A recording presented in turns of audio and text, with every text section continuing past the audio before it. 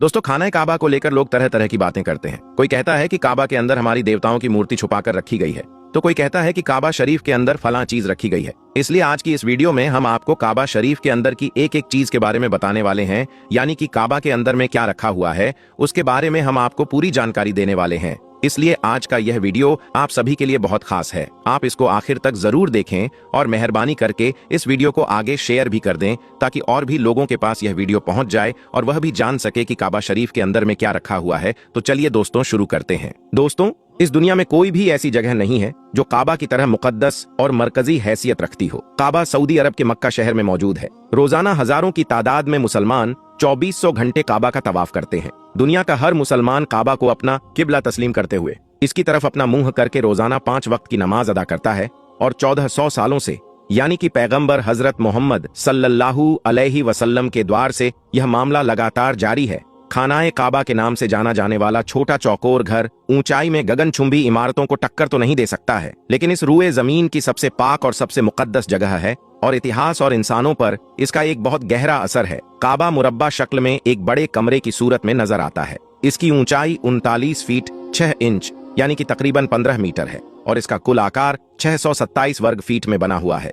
इसका अंदरूनी हिस्सा 13 बाय 15 मीटर है और जहां से लोग तवाफ करते हैं वो 9 मीटर का है। काबा की छत लकड़ी के 3 मजबूत सतूनों पर टिकी हुई है। इन सतूनों में जो लकड़ी काम में ली गई है वह दुनिया की सबसे मजबूत लकड़ियों में से एक है। सहाबिये रसूल हजरत अब्दुल्लाह बिन जुबैर रजी अल्लाहु ताला अन्हु ने लकड़ी की ये तीनों पिलर बनवाई थी।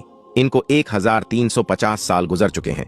इनका रंग गहरा भूरा है। लकड़ी के हर पिलर का आमूद यानी कि मोहित तकरीबन 150 सेंटीमीटर और कुतर यानी कि इनकी मोटाई 44 सेंटीमीटर है।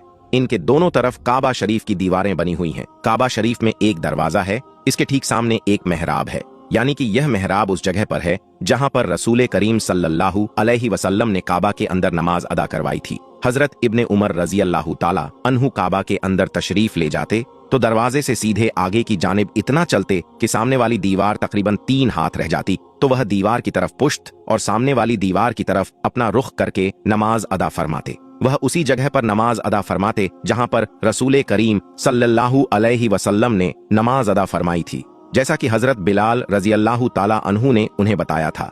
दरवाजे की दाहिनी तरफ एक जिन्ना है जो छत की तरफ जाता है। उसका एक दरवाजा है, उस पर एक पर्दा लटका रहता है। काबा की दीवारों की अंदरूनी हिस्सों में मजबूत और खूबसूरत संगमरमर लगाया गया है, जिस पर निहायती दिलकश नक्शो निगार बने हुए हैं। काबा की अंदरूनी दीवारों और छत पर सब्ज रंग के पर्दे लटके हुए हैं, जिन पर कलमा तैयबा के अलावा सूरह इमरान की आयत नंबर 96 और सूरह बकरा की आयत नंबर 144 लिखी हुई है। पर्दे का अर्ध 7.5 मीटर है। क्योंकि यह पर्दे काबा शरीफ के अंदर में है, इसलिए इन पर गर्दो गुब्बार नहीं लगती है। इसलिए इन पर्दों को तकरीबन 3 से 5 साल की मुद्दत के बाद में बदला जाता है। काबा शरीफ का अंदरूनी पर्दा सबसे पहले मक्का के एक कारखाने में तैयार किया गया था। दोस्तों, काबा के अंदर एक संदूक भी रखा है जिसके अंदर काबा के हिदाया महफूज हैं। काबा का फर्श सफेद संगमरमर से बनाया गया है। काबा की जो छत है, एक ऊपर और एक नीचे, उनमें एक सुराख बनाया गया है जिस पर शीशे का एक मजबूत ढकना रखा है, जिससे काबा शरीफ के अंदर रोशनी आती है।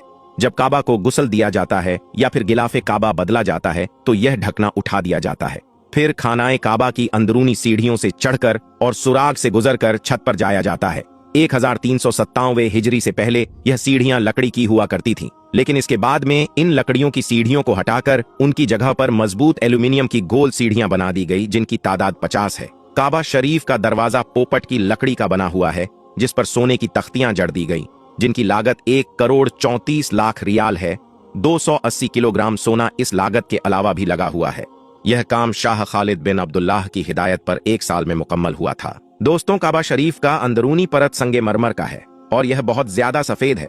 काबा के फर्श में सफेद संगमरमर के अलावा दूसरे रंग के टुकड़े भी इस पर लगाए गए हैं, यानी कि काबा का अंदरूनी हिस्सा संगमरमर के टुकड़ों से बना है और सुर्ख रंग के रेशों के पर्दों से ढांका गया है, जिस पर सफेद रंग से अरबी में इबारत लिखी हुई है। इन्हीं पर्दों ने काबा की छत को भी ढांप रखा है। काबा शरीफ के अंदर 8 पत्थर भी रखे हुए हैं, जिन पर खूबसूरत अरबी में लिखाई की गई है। यह खूबसूरत लिखाई 6ठी शताब्दी हिजरी के बाद के दौर से ताल्लुक रखती है। अब दोस्तों, आप यह समझ लीजिए कि काबा शरीफ के अंदर में क्या है। काबा शरीफ के अंदर 3 लकड़ी के बने पिलर हैं। इत्र जैसी चीजों को रखने के लिए एक तरफ एक मेज रखी हुई है।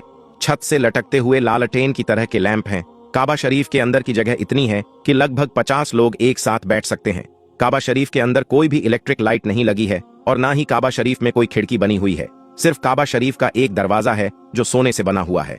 काबा की ऊपरी दीवारें पर्दों से ढकी हुई हैं जिन पर कुरान पाक की आयतें लिखी हुई हैं। दोस्तों, शुरू से लेकर अब तक खानाए काबा की तामीर लगभग 12 बार हो चुकी है, लेकिन इनमें 5 लोग सबसे मशहूर हैं। सबसे पहले काबा को हजरत आदम अलैहिस्सलाम ने बनाया था। हजरत अम्र बिन आस रजी अल्लाह ताला अन्हु से रिवायत है कि रसूल अल्लाह सल्लल्लाहु अलैहि वसल्लम ने इरशाद फरमाया कि अल्लाह ने हजरत जिब्राइल अलैहिस्सलाम को एक मर्तबा हजरत आदम अलैहिस्सलाम के पास में काबा को बनाने का हुक्म भेजा।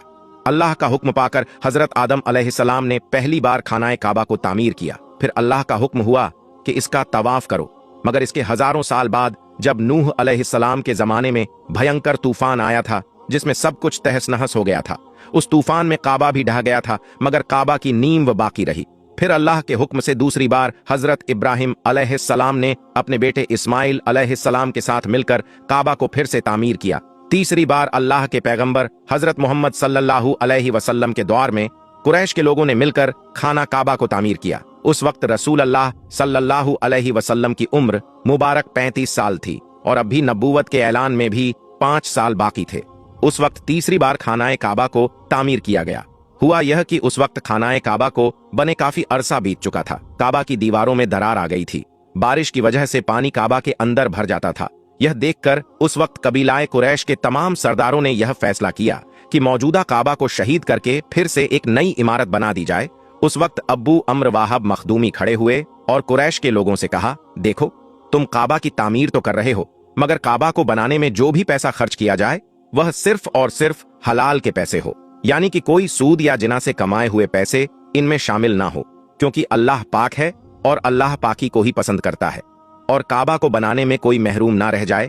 इसीलिए सब कबीलों में काम बांट दिया गया और कह दिया गया कि फला हिस्सा तुम्हारे हवाले हैं, फला हिस्से को तुम तैयार करो।